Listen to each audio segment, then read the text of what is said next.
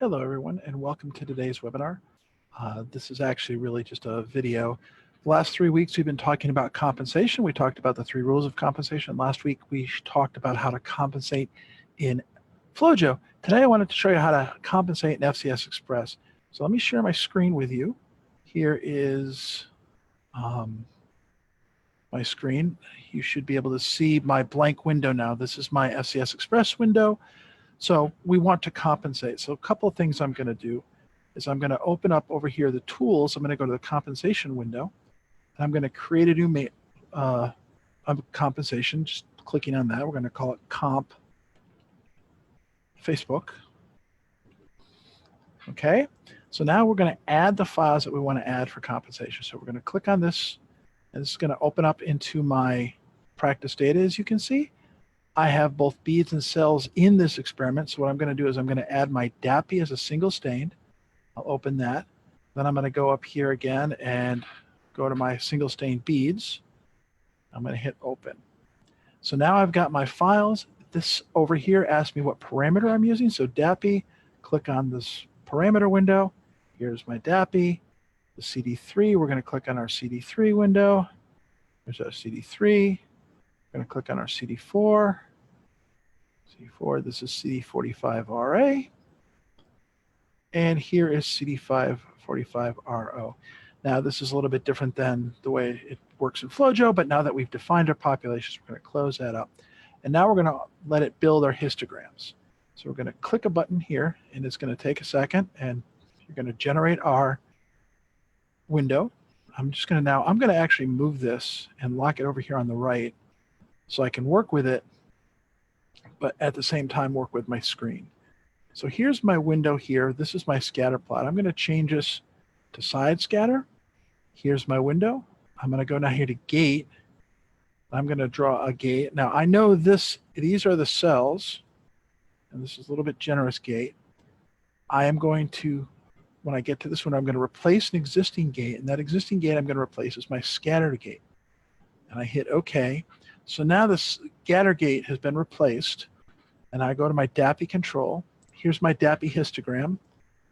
I have an unstained and a stained. You'll notice that when I look at this marker here, it drops down these little arrows so I can align where this is on the on either edge of the histogram that I want to look at.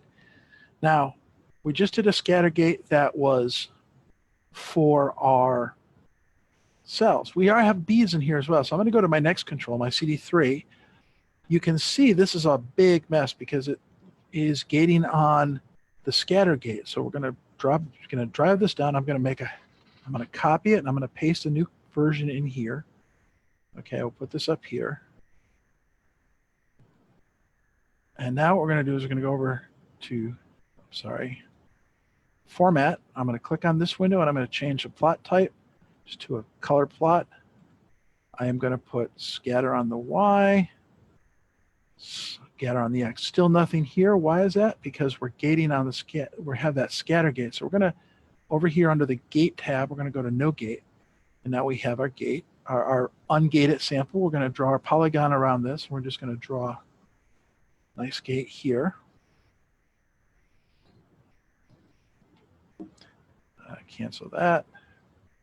Sorry about that. Sometimes I get a little ambitious with my gating. So we're going to call this bead scatter, just so I know what it is. And now what I'm going to do is I'm going to take this and I'm going to drag it over here. Drag this gate onto this plot here. It's some days. So I can also just come up here to this gate. I'm going to do bead scatter. So now I've got my CD3. My CD3s, again, I can take a look at the gate. Now I'm gated on either side of the histogram here. Now we're going to go to the APC. We have to change the gate again. This is going to be on beads.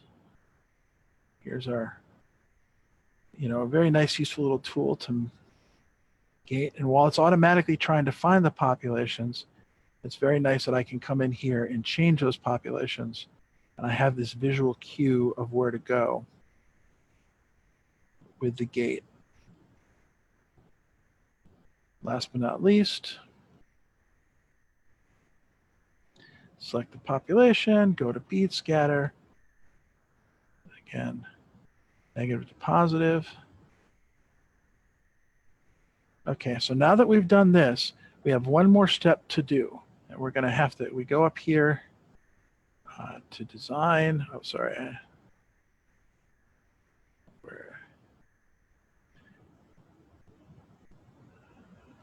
I always, you have to, I'm going to insert our gate view. I'm sorry.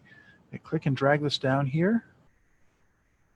Click, drag a gate view open.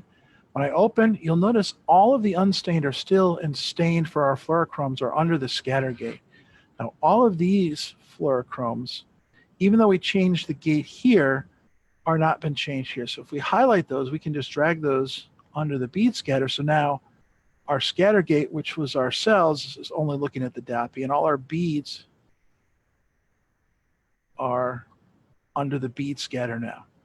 So now we're ready to build our histograms, or we've built our histograms, and now we can, if we had to change anything, we could change it here. If we made our own gates, we could do that, but we've tweaked it out. So I'm going to calculate the matrix. We're going to use the median, so we're going to hit calculate, and here is our matrix. So you can see our source and our target, FCSE into FCSE. FCSE spills over about 24%. That's reasonable. So I have my matrix all completed. I want to save this matrix. I'm going to export it because that way I can import it. We'll call Facebook. I'm going to save that. So now I'm going to do one more thing. I'm going to go back to this page one. I am going to go and I'm going to grab a data list. When I click on that, it opens this window.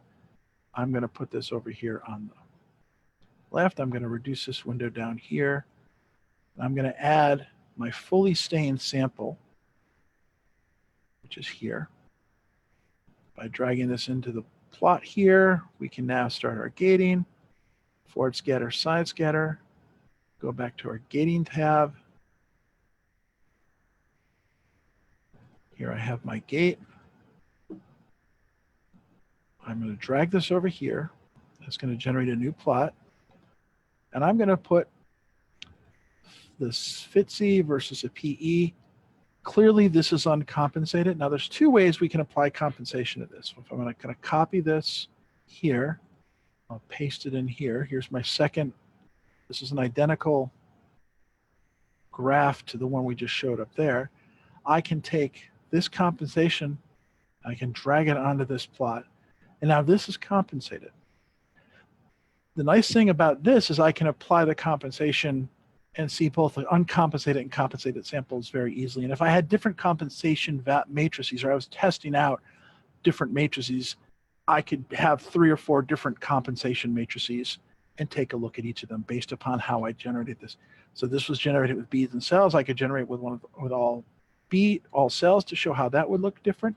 And the other way I can do this is if I actually format this population, here it's going to bring up this dialog, and under the overlays, you can see here it's got a bunch of windows, a bunch of things that we can change. And our compensation, we just hit compensation Facebook, and now it's properly compensated.